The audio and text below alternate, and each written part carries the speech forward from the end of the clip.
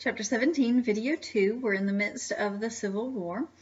Now we talk about the Western Theater, and what that's talking about is the part of the South around the Mississippi River, and then moving from the Mississippi River over to the Atlantic coast. The South had Albert Sidney Johnston in that area with about 40,000 men, and the North had Ulysses S. Grant in that area. And Grant had been winning battles in that area for quite a while, but he still had not been picked for one of the peak army jobs in the East just yet. Now Johnston and Grant will match wits at the Battle of Shiloh. Johnston will see a weakness in Grant's strategy and attack and catch Grant off guard. It would have been a win for the South, except Johnston had been mortally wounded in the ensuing confusion trying to get the next leader to come and take control over the Southern forces. Grant was able to receive some reinforcements and fight the Southerners off the next day. Now back in the East, McDowell had been replaced by George McClellan. Lincoln went with McClellan, and so McClellan was named the head of the Army of the Potomac. Now he liked to train and was very cautious about using his troops, and he drove Lincoln crazy for that because he wouldn't just go act. In 1862, though, McClellan will finally head toward Richmond, which was the Southern capital, the Confederate capital. But as he gets outside of Richmond, instead of moving ahead and attacking Richmond, he stops. And that gives Southern General Joseph E. Johnston time to come and hit him.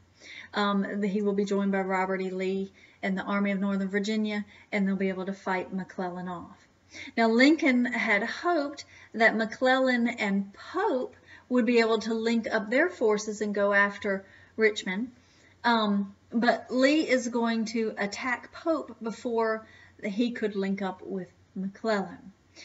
We are going to see Pope's strategy in the books. We are going to be able to defend well against McClellan's attack. And when McClellan did finally try to attack part of the Southern Army, he attacked a far greater part than he had expected. And this was a huge win for the South and a huge win for Robert E. Lee at the Second Battle of Bull Run. And perhaps that gave Robert E. Lee a little too much confidence. And so for the first of two times, Robert E. Lee will move north, and he goes into Maryland, which was one of the border states. Now, some Northern troops are going to find Robert E. Lee's plans and be prepared for him. Robert E. Lee was outnumbered 2-1, but he usually was. But with the North knowing all of Robert E. Lee's plans, it certainly gave the North a high advantage over Lee. So McClellan is going to attack Lee at Antietam, at the Battle of Antietam. McClellan, though, will not finish Lee off. He will allow Lee to get away, which angered Lincoln greatly. He wrote McClellan a letter saying, if you don't want to use the army, I should like to borrow it for a while. And he busted McClellan down from general to a recruiter in New Jersey. The Battle of Antietam was a huge failure for Robert E. Lee, and it goes down in history as the single bloodiest day of the war. The win at Antietam for Lincoln, however, is going to give him the boost that he needed to put forward the Emancipation Proclamation. Lincoln had started the war off with the goal of simply trying to keep the country together, and he's ready now to shift the goal to being one of abolition. So he writes the Emancipation Proclamation and issues it in September of 1862 for it to take effect in January of 1863. But he's very carefully worded the Emancipation Proclamation, where he frees the slaves in states that are in rebellion. So he's freeing the slaves in the Confederate States of America, which was operating like a separate country at the time. But by wording it that way, he did not free the slaves in Missouri, Maryland, in the border states, Kentucky, right? So the way I remember it is that in the Emancipation Proclamation, Lincoln frees slaves he doesn't have the authority to free. He does not free the slaves he did have the authority to free.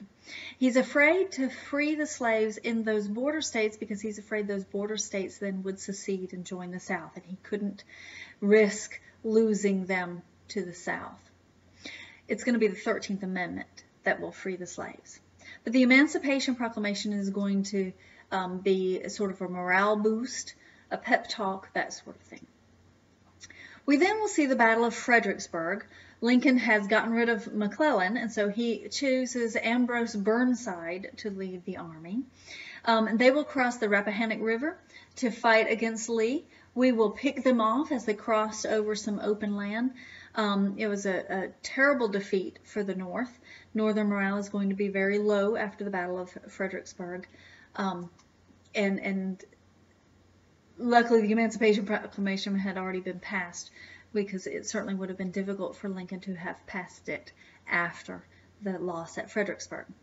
Now, some few comments about black people in the military.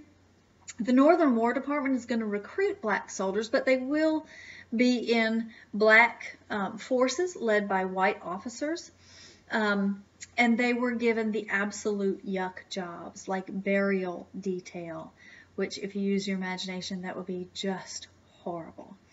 By the middle of 1863, they will be used in combat in some limited ways. Very often when used in combat, they are the first forces to be sent against a fortified position.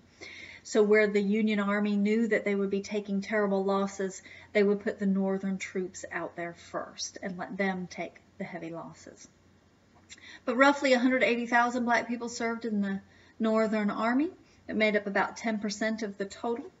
And roughly 38,000 died. They also made up about a quarter of the naval enlistments, with about 3,000 dying. As far as women in the war, women did what women had always done in wars. They offered supplies.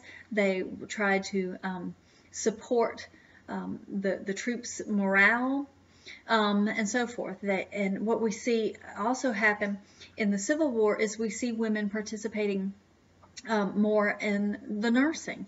Nursing had been a male field before the Civil War, but there were so many wounded people in this war that women are going to need to pitch in with the medical relief. In the North, we see roughly 20,000 women participate in the medical field, and they were led by Dorothea Dix. And she will organize them, have very strict standards for them to follow, and so forth. We'll also see Clara Barton as a famous nurse in the Civil War, in part famous for treating whatever wounded person was in front of her, regardless of the color of his uniform. She will go on to form the American Red Cross when the war is over. But there were women fighting in the war, hiding, pretending to be men, and often caught when they were wounded. There were men who traveled with the armies to support their husbands, women traveling with the armies to support their husbands by either doing laundry or cooking, sewing, different things like that. There were women who were trying to continue with the farming or continue with the family business in their husband's absence, and so on.